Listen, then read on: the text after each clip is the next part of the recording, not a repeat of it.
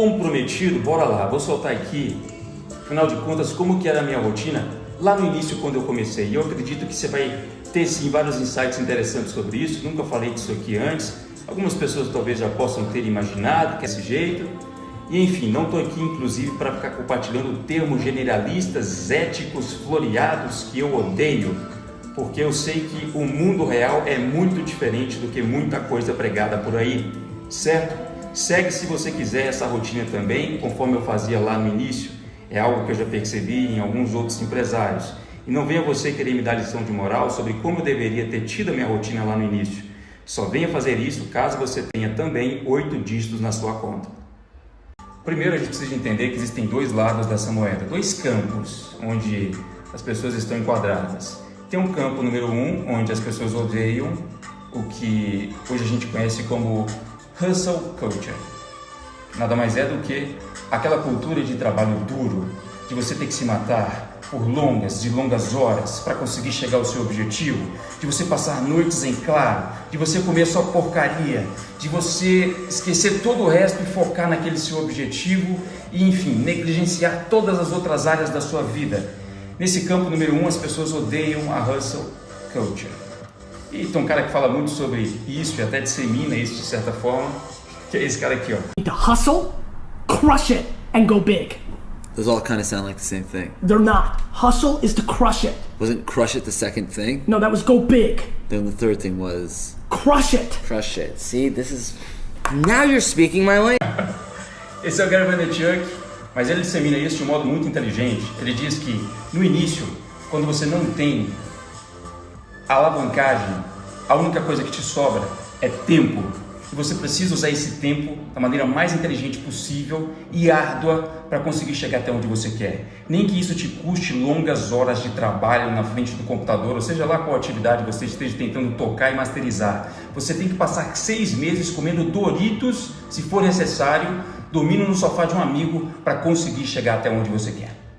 Nesse primeiro campo estão as pessoas que odeiam a hustle culture. Elas acreditam que nunca foi sobre trabalhar duro, e sim trabalhar de forma inteligente. Já no segundo campo estão as pessoas que adoram a hustle culture, aquelas que estão sim a fim de colocar longas horas de trabalho sem pensar 2 vezes em cima de tudo aquilo que elas querem concluir, sem mimimi, sem tempo para outras coisas. Adoram saber que enquanto outras pessoas estão festejando, elas estão trabalhando e que essa é a vantagem competitiva que ela tem sobre todas as outras pessoas. Afinal de contas, ninguém constrói um império trabalhando 4 horas por semana, certo?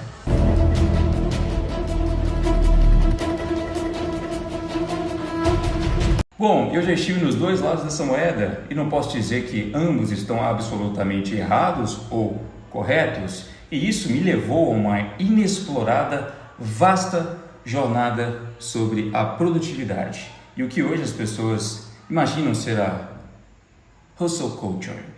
Agora vamos lá, de fato, como era a minha rotina no início. Eu desmistifiquei com toda a minha pesquisa e inteligência que existem na verdade 3 fases pelas quais todo empreendedor passa. Aquele empreendedor que você almeja estar um dia onde ele está hoje, provavelmente passou por essas 3 fases. Phase 1, work, trabalho, hustle. É sobre isso que se trata a primeira fase. Tem um grego antigo chamado Arquimedes que uma vez disse o seguinte numa frase: se você me colocar no lugar certo, eu serei capaz de mover o mundo. Ele não era um filósofo, um mágico, um lunático, ele era simplesmente um matemático e quis dizer isso no sentido mais prático da coisa. Sem alavancagem, você não vai conseguir fazer muita coisa. Isso se aplica na vida e nos negócios. Boa sorte em tentar mover algo com a massa do tamanho do planeta Terra, se você não tiver alavancagem. Com alavancagem, é possível. Agora, quando você está começando, você não tem alavancagem, você não tem dinheiro, você não tem pessoas que te apoiam, você não tem nada, a não ser tempo. Então a coisa mais inteligente a se fazer é usar o seu tempo para conseguir alavancagem. Como era a minha rotina no início? Eu sou um cara praticamente obcecado com resultados. Não é só pelo dinheiro, é pela paixão de conseguir fazer alguma coisa e de chegar até o objetivo final. E eu sou o tipo do cara que negligencia com louvor todo o restante. Eu não tive nenhum problema de saúde, eu não tive sobrepeso, eu não precisava de fazer exercícios todos os dias, apesar de ser excelente. E isso sim poderia ter aumentado a minha produtividade, mas eu não fiz. Tudo o que eu fazia é passar horas e horas na frente do computador. Enquanto você estava festejando, eu estava trabalhando. Enquanto você estava sentado na mesinha de Natal comemorando a ceia pedindo: mamãe, passa o pote de manteiga, eu estava trabalhando. Eu não ia para festas porque eu não via sentido. Eu não ia para academia porque eu não via sentido em fazer tudo aquilo estando pobre. O meu único objetivo era ficar rico. Não me interessa se ia ser com a internet, ia ser com alguma coisa e eu ia descobrir esse meio. Festa? Eu não tinha motivo para festejar. Festejar o quê se eu tô pobre? Corpo bonito, sarado? Para que se eu tô pobre? É assim que eu pensava e não me arrependo. É possível você tentar manter um equilíbrio até mesmo no início. Eu não conseguia, porque eu sou obcecado por resultados. Literalmente obcecado. A única coisa que eu fazia, a não ser trabalhar, era transar. Não ia a festas de parentes, de amigos. A minha mãe chegava e falava: você vai na festa de sua prima? Eu falei: que prima? Ah, prima tal. Eu esqueci que eu tinha essa prima. Ok? Eu esquecia do mundo. Eu não sabia sobre as últimas notícias, eu não sabia de eleições, eu não sabia de Copa, eu não sabia de jogo de futebol, eu não sabia que ogiva nuclear explodiu em algum lugar. Tudo o que eu procurava saber era sobre o que eu fazia. Eu fiz isso até conseguir alavancagem, grana. É por isso que hoje eu tenho uma equipe com mais de 12 pessoas, todas no full time, recebendo para trabalhar nas minhas empresas. Por isso que, o cara que tenta equilibrar muito no início, você não tem tanta sede no pote para fazer aquilo que você quer. Ou então você é muito prudente, disciplinado, até mais do que eu, até mais do que o próprio Elon Musk. Ok, agora que você tem alavancagem, phase 2. Muitos empreendedores ficam presos aqui e eles são levados ao quê? Ao burnout, porque são burros, ok? Ponto. Sempre falei isso, é burro. Para avançar da fase 1 para a fase 2, eles ainda não entenderam que nunca foi realmente sobre trabalhar duro, e sim sobre trabalhar de forma inteligente. E para isso agora você precisa de tomar algumas medidas com o poder novo que você adquiriu. Alavancagem. No parênteses, para você saber avançar da fase 1 para a fase 2, você tem que ter experimentado a fase 1. Você tem que ter descoberto quais são os seus limites. Quanto você consegue trabalhar com produtividade sem prejudicar a sua saúde, sem ficar tantas horas sem dormir? Qual é o seu limite máximo?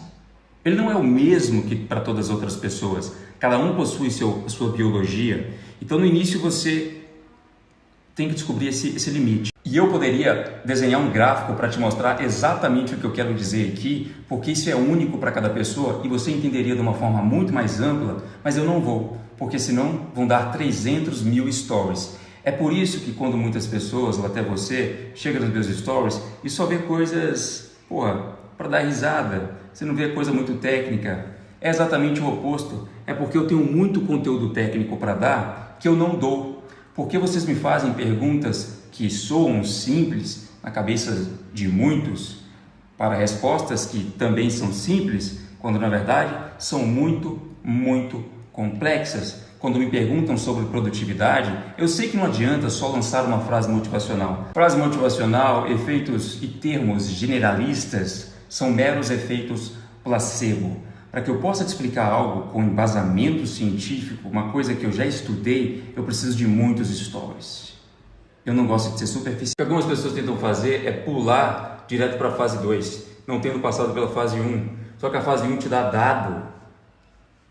É com ela que você vai entender quais são os seus limites. É com ela que você vai entender o que é o 80-20 do seu negócio. O que você realmente precisa de tocar para conseguir ter resultados. Como você vai saber qual é o seu 80-20, o que funciona para você, se em primeiro lugar você não sabe o que não funciona? Seu lindo. Então se o pessoal fica tentando, vou estruturar uma rotina maravilhosa, vou descansar, vou não sei o que, cara, é essencial. Mas talvez você está fazendo num nível que, é como se você já tivesse rico, né? Beleza, você quer fazer do seu jeito? Faça. Só que você só tem tempo. E tempo vale mais que dinheiro. E talvez você não consiga se aposentar antes dos seus 25. Talvez só aos 50, quando você já estiver velho e nenhuma mulher mais estiver olhando para você, tanto como olharia hoje, se você tivesse cheio de grana no bolso. De Pareto e o que o Tim Ferriss também chama de a lei de Parkinson. Você fazer uma lista de todas as coisas que você precisa de fazer, cortar todos os 80% desnecessários, deixar só os 20% que te trazem resultado e, por final, ainda priorizar o que é mais importante. O que vai te dar resultado no curto prazo no seu negócio. Tem a ver com fazer menos, para você fazer só aquilo que você queria antes.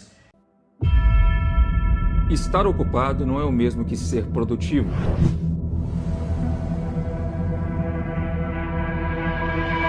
Ao longo dos últimos anos eu percebi que, aplicando apenas algumas técnicas simples, essa foi a fase 2, Phase 3. Para resumir, essa fase agora sim tem tudo mais a ver com alavancagem do que a fase anterior. Ela tem a ver com você conseguir estar junto a pessoas que vão lhe ajudar a fazer o que você precisa. É introvertido para conseguir contratar uma pessoa para fazer algo que poderia lhe economizar 10 horas da sua semana, 20 horas, 40 horas, para deixar ele completamente livre para fazer outras coisas. Por isso que muito babaca vem falar que não dá para ganhar dinheiro na praia.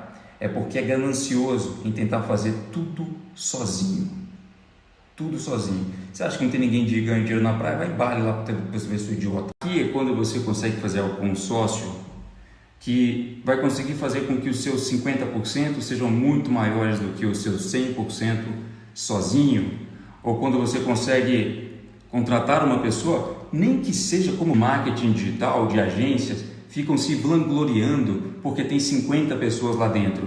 Eu tinha 6, enquanto a minha folha de pagamento era de 15 a 20 mil reais mês, fixas, porém, só com freelancers eu pagava 20 mil reais.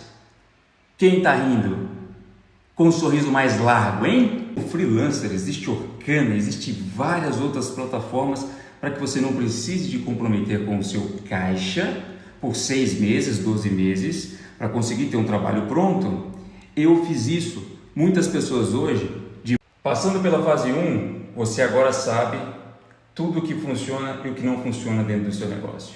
Passando pela fase 2, você começou a tocar só naquilo que funciona. Passando pela fase 3, você passou a delegar só o que você sabe que funciona e não aquilo que não funciona, para não multiplicar nenhum processo falho. Obrigado de nada.